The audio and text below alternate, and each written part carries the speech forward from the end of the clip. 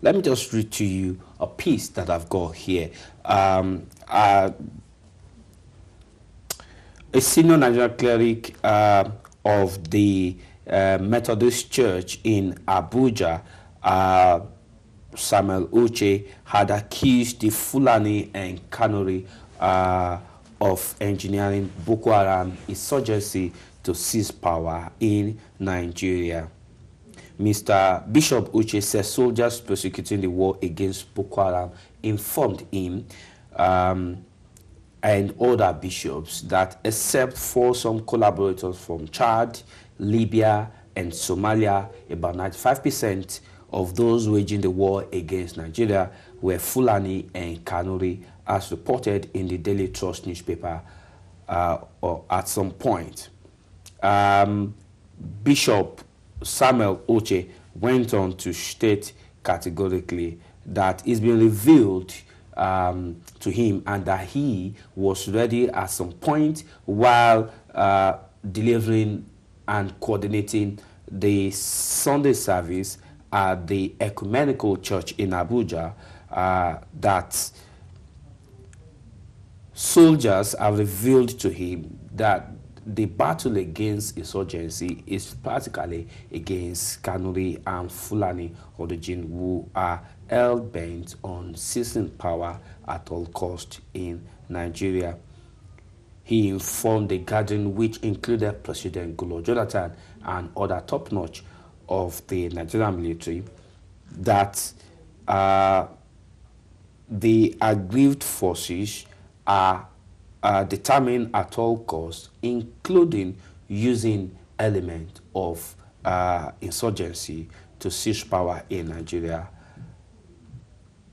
The Archbishop also said that the act of sabotaging the war against terrorism had political undertone in collaboration with people that are hell-bent in taking power by force. This has gone further ahead to collaborate the point of the ruling People's Democratic Party that APC is behind the insurgency in Nigeria. Joining me in the studio to look at the issue is Adele Fakunda, Vice Chairman of NIDO, and Azu, a political commentator here in Ben Television on position of the religious leader. We all know that Reverend Ejike Mbaka's accusation of Reverend President Goodluck Jonathan is yet to settle down to be resolved, and the dust raised by Reverend Mbaka is still raging and giving quite a lot of people cough and cold. Another reverend now has taken to the podium, right in the presence of the president and other top military commanders, accusing a section of the Nigerian population of being behind Boko Haram, i.e. the Kanuri and the Fulanis. And of course, you will know that by implication, very many people, General Muhammadu Buhari, who is of the APC presidential candidate, is of this region, by implication, may be referring to either General Muhammadu Buhari or the APC of being behind insurgency in Nigeria. That's another religious leader, Bishop Samuel Uche, this time of the Methodist Church. Now the question is, are religious leaders not adding to the conflagration in Nigeria? The problems in Nigeria, are religious leaders not adding to this crisis? Gentlemen joining me in the studio, Adele Fakunda, Nido, and Azu. Azu, let me start with you. We've just heard from Bishop Samuel Uche of the Methodist Church while speaking at the National Ecumenical Center in Abuja during the Sunday service, accusing the Fulani Kanuri of being behind Boko Haram in Nigeria. And we just had, a couple of weeks ago, we had Ejike Mbaka telling Jonathan that it's become a bad luck to Nigeria. All this comment coming from religious leaders in Nigeria, are they not adding more? Would they not blow up the country at the end of the day? Because they are religious leaders. They are supposed to speak peace. But when they are dividing the country by way of their comments. Well, what's your opinion about all this? Well, good afternoon, viewers, and thank you very much, today. Well, my own understanding and my personal view in relation to this particular ongoing trend in Nigerian polite with regards to the concurrent involvement of religious leaders in the social debate of the way forward with Nigeria is becoming a new thing.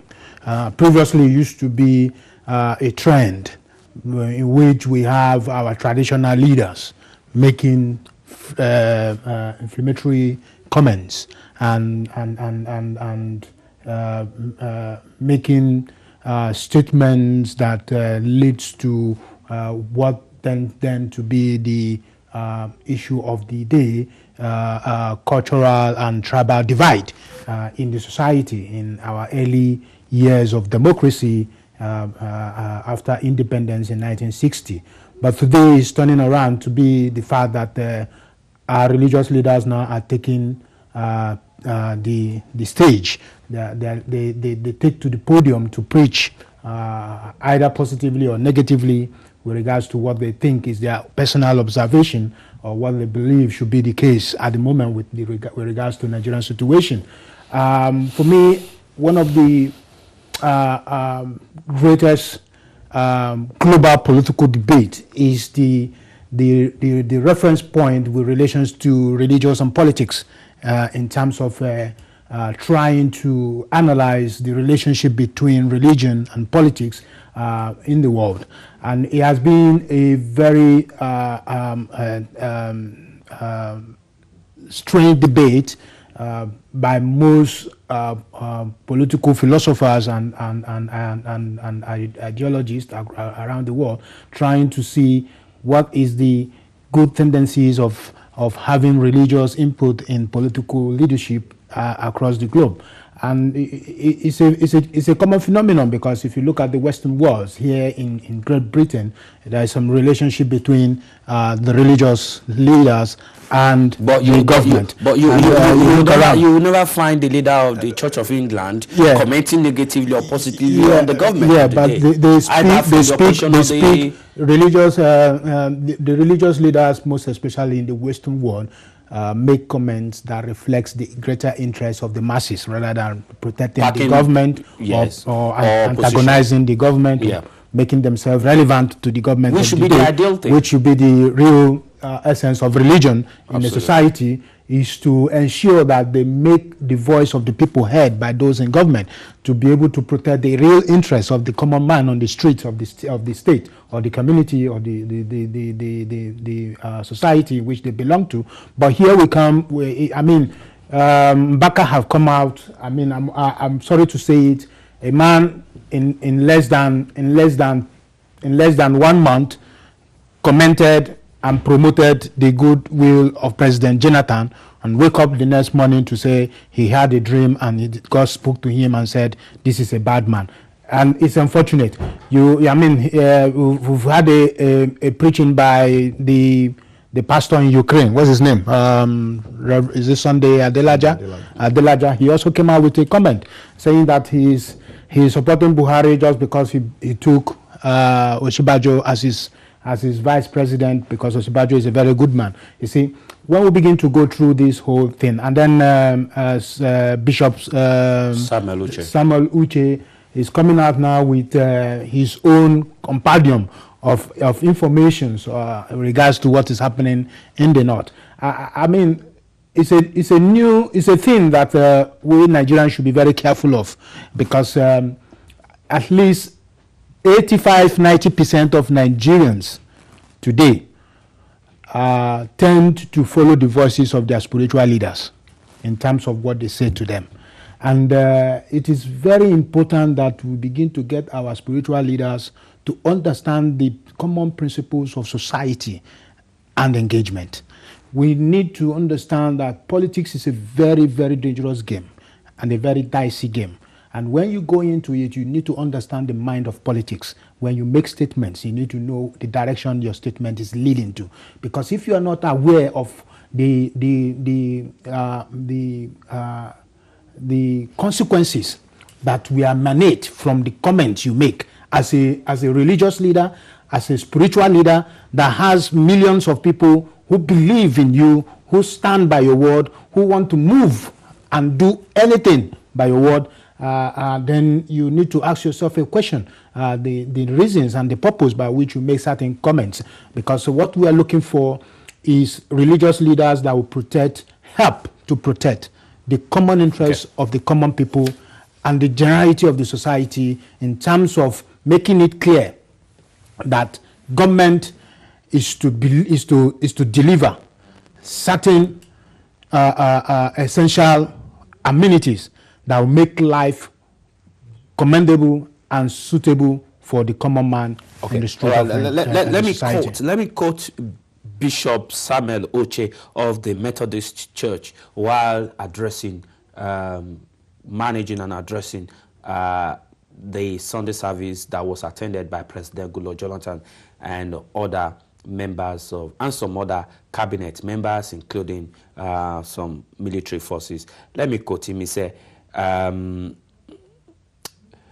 me reveal to you this evening, I'm quoting Bishop Samuel Oche, and at this important service, at this juncture, that some of our soldiers, because you know we bishops have impact in the society, we relate with soldiers and all manners of people, and some of the people in war front have confided in us that apart from machineries from Chad, Libya, as well as Somalia, 95% of those fighting our country are Fulani and Kanuri origin. He went on to say they are grieved because they want power at all costs. They believe Nigeria belongs to them alone and that they are born to rule while others follow. It is deceit, he said. And comments. President Jonathan and the ruling People's Democratic Party, PDP, have repeatedly accused the opposition, All Progressive Congress, APC, of being behind Boko Haram. Let me turn to you, Adley. When comments like this begin to come up from religious leaders, are we actually going to have solution to the crisis besetting Nigeria? Because this kind of comments is supporting the position of the president and of a political party, PDP, that, look, the opposition is behind insurgency in Nigeria. And a leader of a church speaking at the national church, National Ecumenical Center, providing evidence by way of his administration to the belief of the ruling party. What does this portend for crisis management and solution in Nigeria and for the generality of the Nigerian?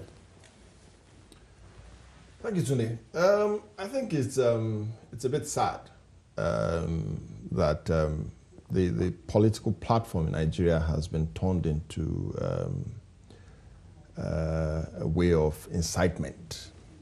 The religious platform. Religious platform. Our religious leaders and religious fathers, I'm not sure they understand the gravity of utterances that have been made. You have followers who will follow them strictly to the word. And politics and religion, I'm not sure they still understand it. Politics and religion, as much as they don't mix together, religion also plays a great role in politics by way in which, look, the role of religious leader is to make sure at every point in time to make sure that the masses are being governed well, are being protected by the government. Religious leaders should be an entity that is independent of whether PDP or APC. They should be the one that should be able to speak. If our religious leaders do not, stand in a position of neutral, then there's a problem, because the utterances that have been made around are either they are standing behind the APC or PDP. Now, I think it's sad for the pastor there, or bishop, to come out and Samuel Uche, to say that the Fulanis are behind and the it, Kanuris. and the Kanuris. Setting one part of the region of the country against the other. He's setting a stage for doom. He's setting a stage where the south, the one part of the country will turn against the other side of the country, saying that because they are trying to enforce themselves in power, that's why we have Boko Haram that is enraging the country. That is not kind of statement. Those kind of statements we can understand if they come from politicians, but not from religious leaders. It's a shortfall of what we should see on religious platforms, for them to incite people, because that is basic incitement. Will you say that religion, because our politicians understand the power of religion in Nigeria, they know that Nigerians, just the way as was put it, 90 to 95%, let's put it even conservatively, 80% of Nigerians hold their religious leader in very high esteem, and we tend to listen to them because we're a very religious institution. Even those who are just traditional religion, very minute part of Nigeria are agnostic. You are either Christian, Muslim, or traditional. Yeah. So almost 95% of Nigeria are religious by some way, and we hold our religious leader in very high esteem. And then our politicians understand the potency of religion in the mindset of Nigeria. Will you agree that politicians are now creeping into that part, that sacred part of the foundation of our society, religion, to achieve their goal? No, yes, the truth is they are. And look, it's all over. Even in England, politicians have tried to influence the religious institution. But then, it now comes back to our religious fathers to understand that their position. And look, let's not kid ourselves. Every religious leader probably has a preference. But then they need to understand that their preference is personal. And it is not for them to enforce it on the congregation. And then, which means they need to understand that their utterances on that platform, are very powerful utterances. For you to make utterances like that, the followers will follow you. They will understand. That is one place in which somebody speaks and everybody follows blindly. And our religious leader need to understand that. It's the same. Look, we look at Abdul Azam, the Abdul, what is his name?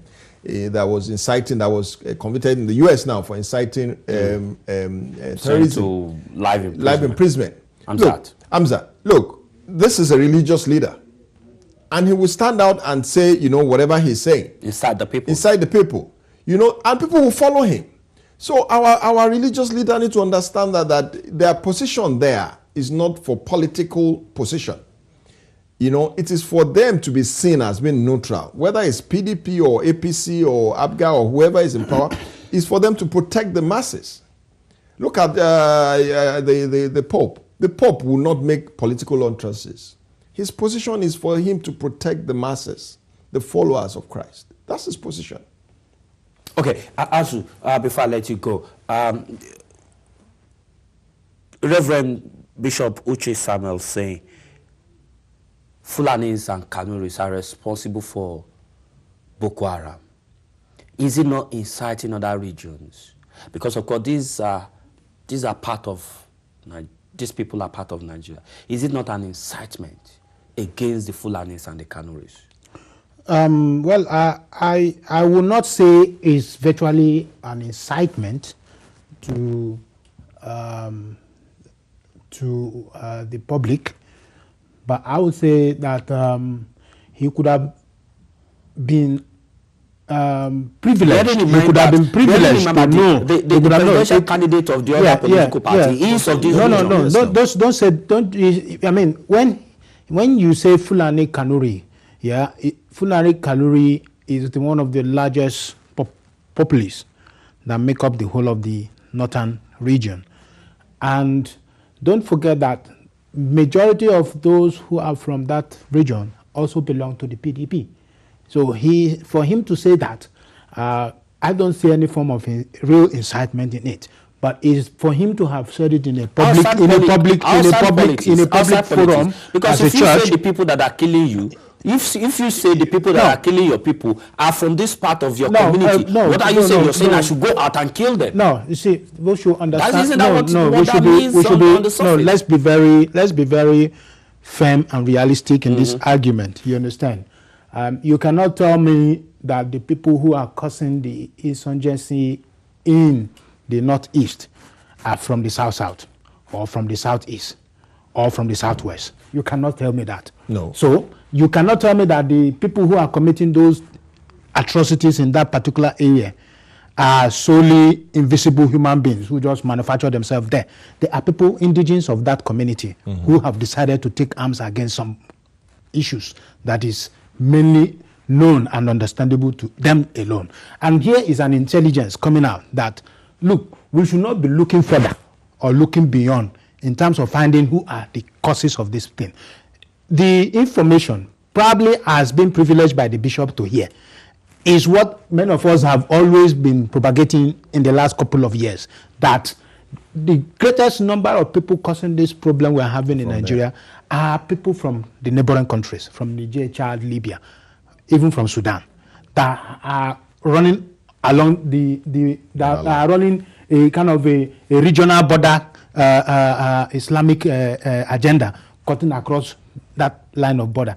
And they found a fallow ground, a kind of a fertile ground, where they feel that they can mix with the people there and create their own caliphate and begin to cause crisis in that place. Mainly because they found out that there are some group of people within that particular locality that are not or are aggrieved with the government of the day. And then using that potential opportunity, that weakness that is found there, then these external factors that came in join. But the fact is that if they cannot, remember that even people like, if I'm not mistaken, people like Bamanga Tuko, Tafida, the rest of them, they're all Kanuri, Fulani Karuris. They're all part of that place. There are a lot of them that are from there, that is within the PDP. They are mixed up in the party. So the bishop is not saying it because he felt that the whole of that entire region belongs to APC. He's saying it clearly to them, that knowing very well to Mr. President, the people that are causing this problem in that region are from this area. And most of these people from that area are in your party too, and they are in your party. Let me put it. He's not saying it clearly. Let me conclude the statement. He said they are grieved because they want power at all costs. Of course. They believe Nigeria belongs to them alone, and that they are born to rule while others follow. That's a political statement. Well, you may.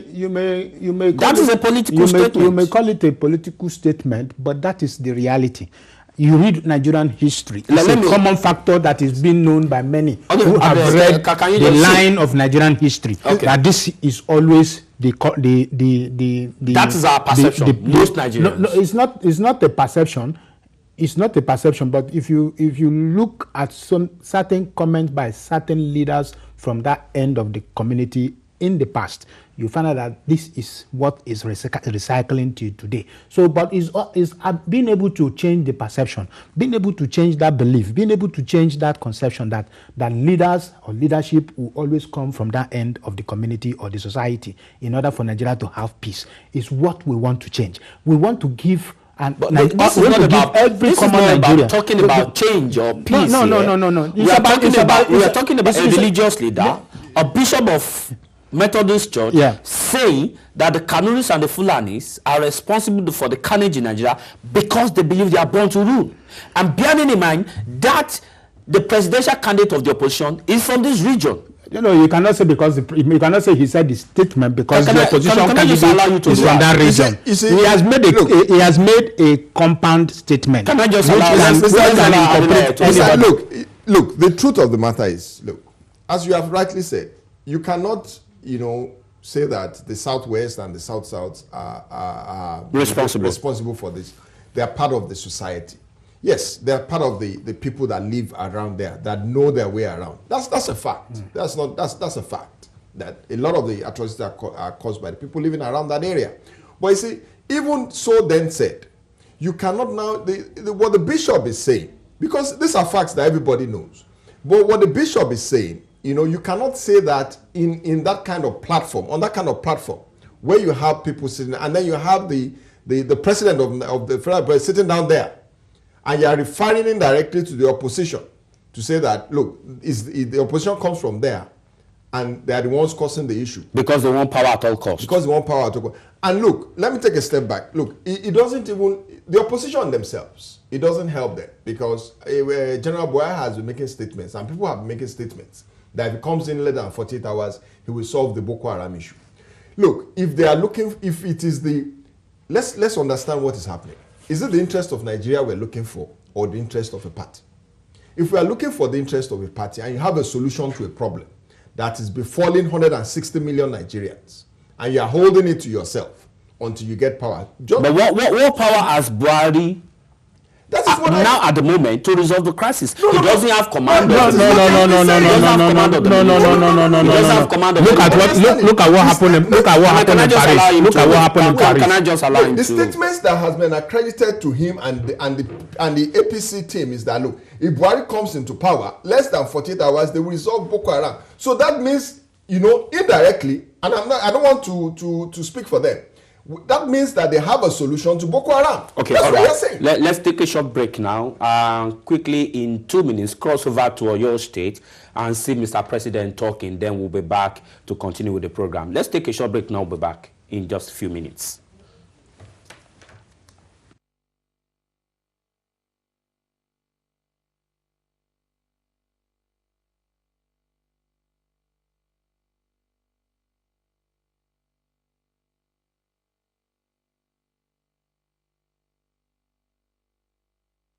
$2 million jobs every year.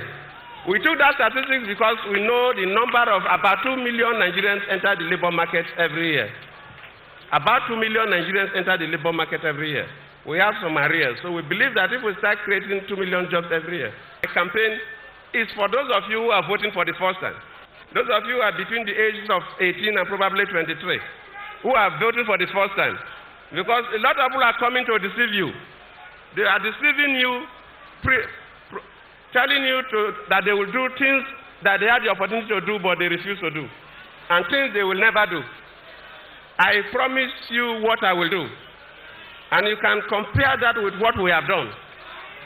Luckily, we are in IT age, so a lot of things have been properly documented, and you can read for yourself. I will not promise Nigerians, and especially young Nigerians, what we cannot do. The PDP administration meant well for this country. It's only the PDP administration that can push Nigeria to the next level. PDP! Great Nigerian students! Great! My young people, my young men and young women, my dear brothers and sisters, I believe in you, I love you, we'll work hard to make sure that we improve the quality of our lives. PDP! Power! All right, welcome back from that break from Ibadan, where the president is currently on a campaign tour with the governorship candidate. Okay, joining me in the studio is a comrade from the youth wing of the All Progressive Congress and political commentator in the studio this afternoon. Also, we have Adede Fakponda still in the studio, taking a look at issues around Nigeria. Before you came in, we were talking about the comments made by Bishop Sameluche accusing people of the Fulani Kanuri region of being behind Boko Haram, and of course going ahead to say that it is because they are disgruntled and they are determined to take power at all costs, by all means, because they believe power belongs to them, bearing in mind that the presidential candidate of the opposition party is from this region. And we're saying that is it appropriate for a religious leader to be making statements that are capable of throwing Nigeria into chaos? Good afternoon, our viewers. My name is Chana Motola. I'm the youth leader of APC, Lagos State, UK. From my point of view, I read the article this morning, and in my mind, when I was reading it, I was actually saying that, what is this business of a religious leader? How does he find out all this information for him to have openly come outside to say to issue such a statement. And in my mind, I was thinking as well that, okay, wait a minute, what investigation have you been able to carry out? When do you come across this? Why do you not come outside to come and tell Nigerians that the Fulanis, the Kanuris, they're beyond it? For me, I think it's wrong. And I think he kind of went through a judgment, really. And I don't think it's appropriate. Because considering his position of office and in an institution, it could kind of cause a lot of religious damage, in the country as well. Do you agree that such statement could cause religious war? I'm not sure that Nigeria is up to that. I think the statement is inappropriate, but to go that far as for it to cause religious unrest. If all religious leaders begin to say, make this kind of unguarded statements, I think we have. You see, I think we have the one-offs. A lot of Nigeria. No, this is not becoming one-off. We have Reverend Ibaka, who made his own. Yeah, but now we have Uche in almost opposition to Reverend Ibaka. Yes, but then what you see is a trend of one pastor making a statement against for a political party, and then you see another pastor jumping up and trying and counteract that. And then it also tells the person or the personality of the individuals that are making the statements. Look, we have a lot of religious leaders in Nigeria, and they will not come out and make such unguarded religious statements. So it needs to come from the personality of who is doing this. Look, there are facts on ground which everybody knows. Look, majority of the people causing the unrest in that part of Nigeria are from that area.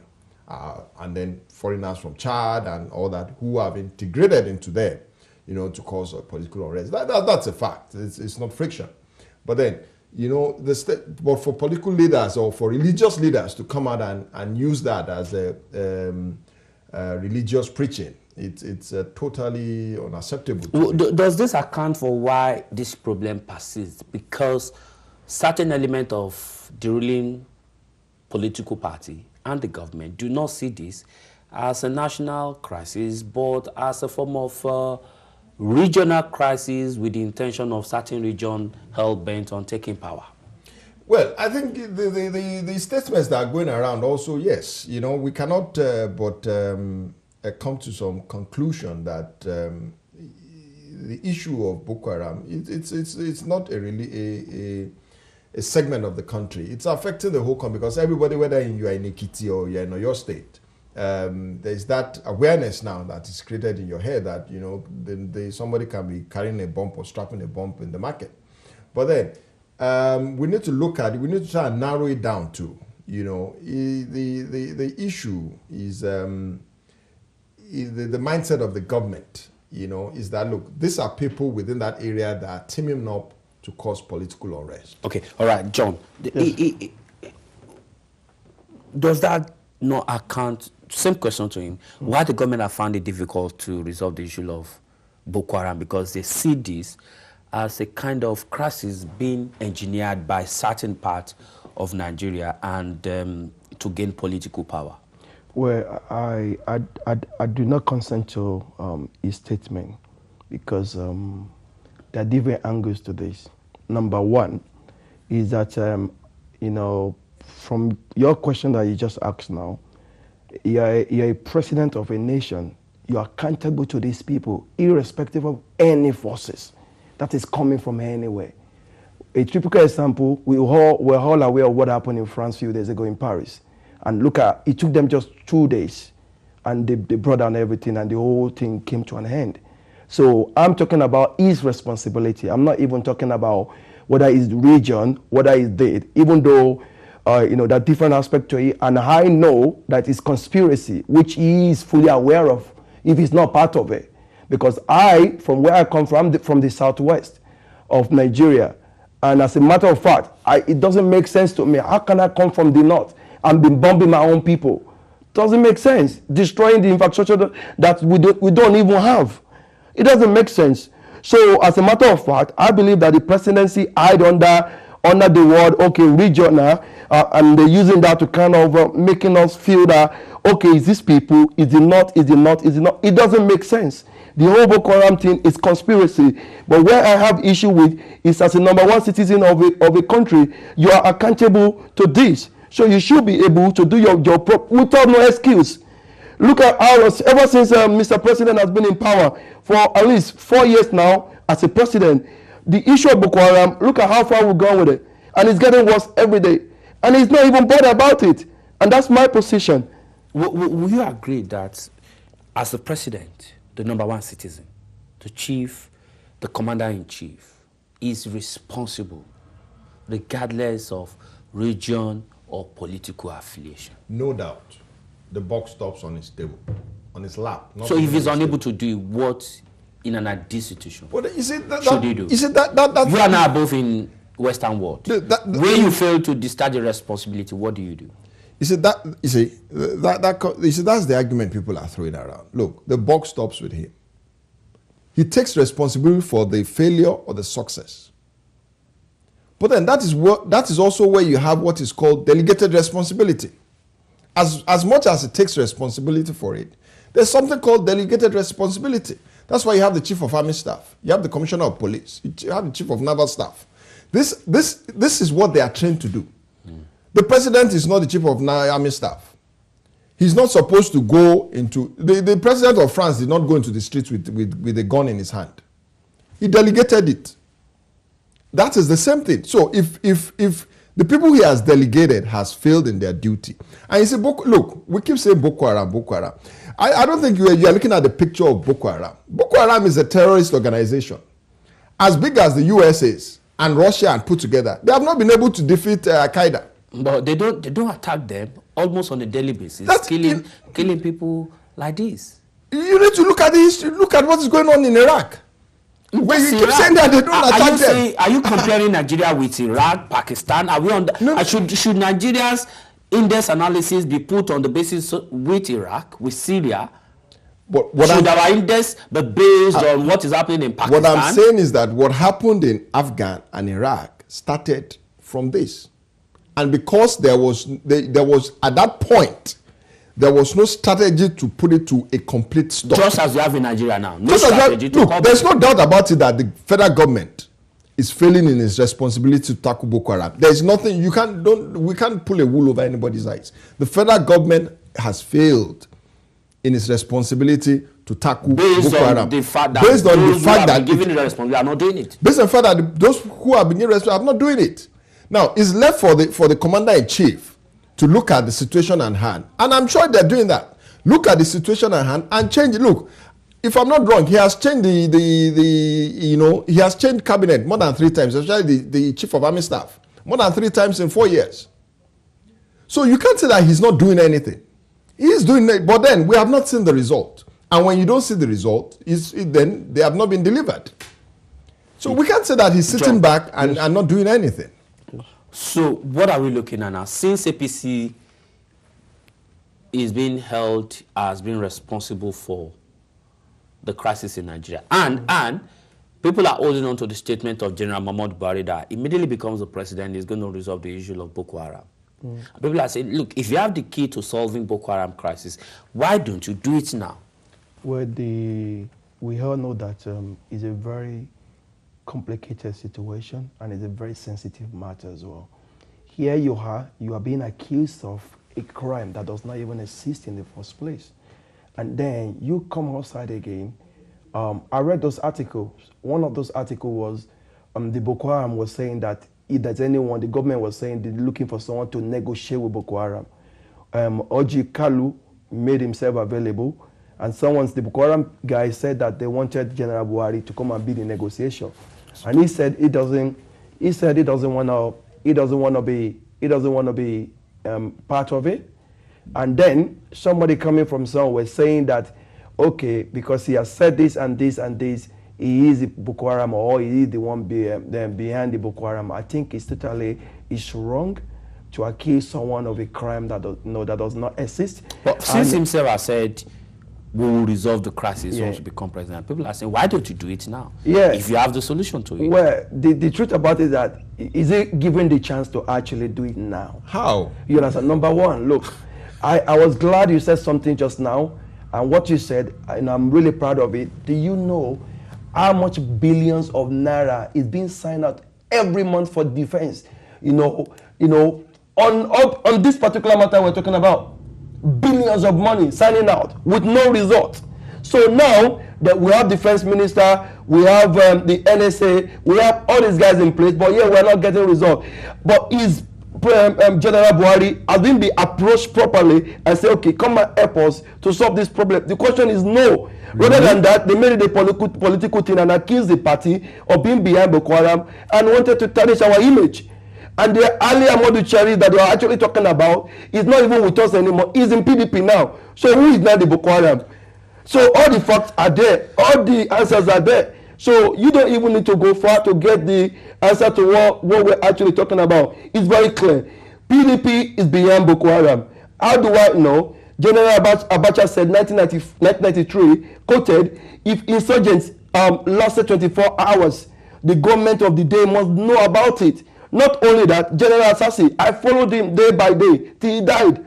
They paid this guy to do the job. He's the chief NSA. He came out and said, with all my findings, I confirm to you that it's PDP that behind Boko Haram. This guy does not last 2 weeks later. He got killed. He only just got buried last month or so. So what are we talking about?